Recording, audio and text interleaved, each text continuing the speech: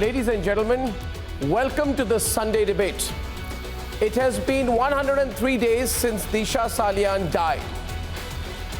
It has been 98 days since Sushant was found dead in his apartment.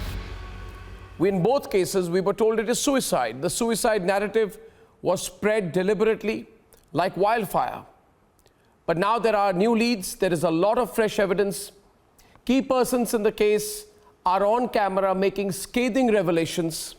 There are sting operations that raise major questions, and the motivation of all those who buried the case is under suspicion.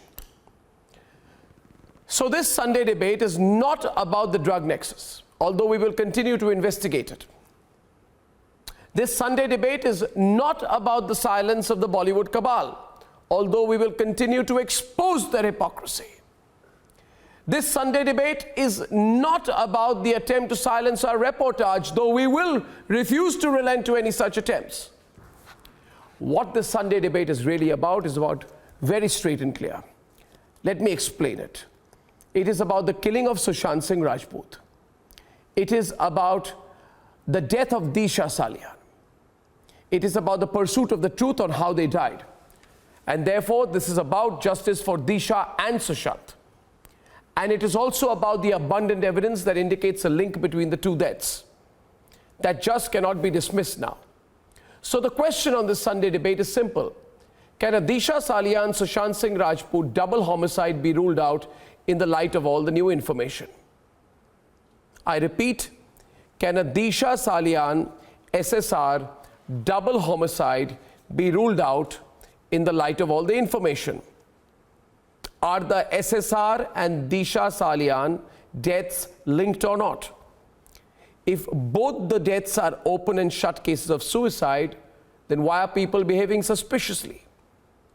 And if these two deaths of Disha Salian and Sushant are ordinary suicides, why did the politicians get so deeply involved?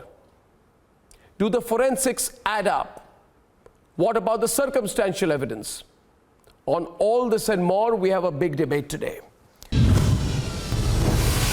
Hi everyone, this is Arnab Goswami and I want to talk about our digital platform Republic World, the fastest news destination which has got you covered on all fronts, be it politics, entertainment or sport. And the reason I want you to follow Republic World is because for far too long there has only been negativity about India on the digital medium. Republic World is my campaign against the negativity prevalent on social media and digital media. So for the first time, I offer you a choice. Get the content that builds the nation. Avoid the content and avoid everyone on digital media who speaks against the nation. And do not forget to download the Republic World app for breaking news alerts. Thanks for watching. Together, let's kill the negativity against India on the digital media. Let's ensure that it's truly nation first, no compromise.